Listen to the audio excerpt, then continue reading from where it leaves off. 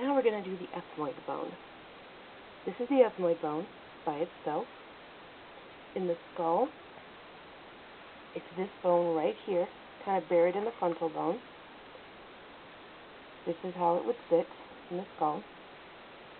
This plate right here, kind of this flat plate, this structure here, called the cribriform plate. Watch the spelling of cribriform, C-R-I-B-R-I. So this is the cribriform plate. It needs to go roughly parallel to the ground. So this is the cribriform plate. It needs to go superior, up top, and kind of parallel to the ground. Then we have this little, almost looks like a little fin. This structure right here, this is called the cristagalli. And this, on the skull, is right here. It needs to go superior, on top, and anterior, in the front. So this is how your own ethmoid bone sits in your skull. This is the front, this is the back, posterior. Now in this cribriform plate, there should be dozens of little tiny holes. But because this bone is plastic, they made them little dents instead. But those are supposed to represent the olfactory foramina, holes for the nerve fibers for our sense of smell. So you can call them olfactory foramina, or you can call them cribriform foramina. But they're the dozens of tiny holes that should be seen in this bone. These two big holes are called the ethmoid air cells. Together they make up part of the ethmoid sinus. So that's what these two are.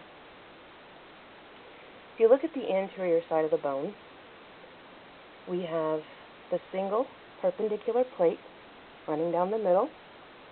You can say it's perpendicular to the floor, perpendicular to the cribriform plate, either one. But this can also be seen right here because it's part of our bony nasal septum. So this is also the perpendicular plate of the ethmoid bone. And then we also have two of our three sets of conchae.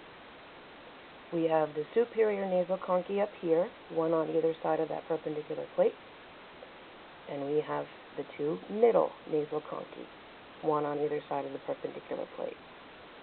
And there's another video that addresses the conchae, but basically in the skull, you will not be able to see the superior nasal conchae, only the middle up here. And then the only other structure on your list are the orbital plates, here and here, on the sides of the ethmoid bone.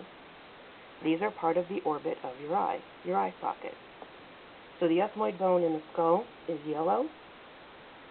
You can see there's a plate right there.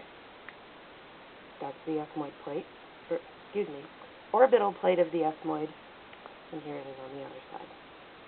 So there's your ethmoid bone.